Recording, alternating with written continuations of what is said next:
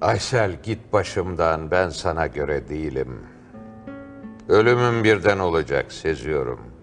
Hem kötüyüm, karanlığım, biraz çirkinim.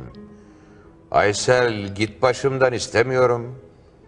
Benim yağmurumda gezinemezsin, üşürsün. Dağıtır gecelerim sarışınlığını. Uykularımı uyusan nasıl korkarsın? Hiçbir dakikamı yaşayamazsın. Aysel, git başımdan, ben sana göre değilim. Benim için kirletme aydınlığını. Hem kötüyüm, karanlığım, biraz çirkinim. Islığımı denesem hemen düşürürsün. Gözlerim hızlandırır tenhalığını.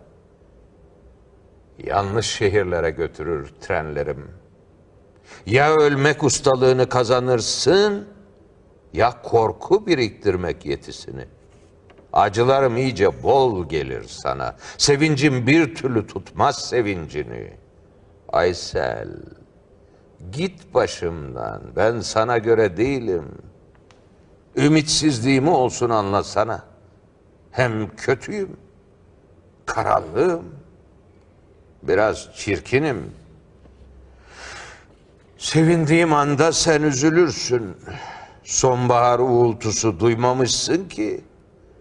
İçinden bir gemi kalkıp gitmemiş uzak yalnızlık limanlarına. Aykırı bir yolcuyum, dünya geniş. Büyük bir kulak çınlıyor içimdeki. Çetrefil yolculuğum kesinleşmiş. Sakın başka bir şey getirme aklına.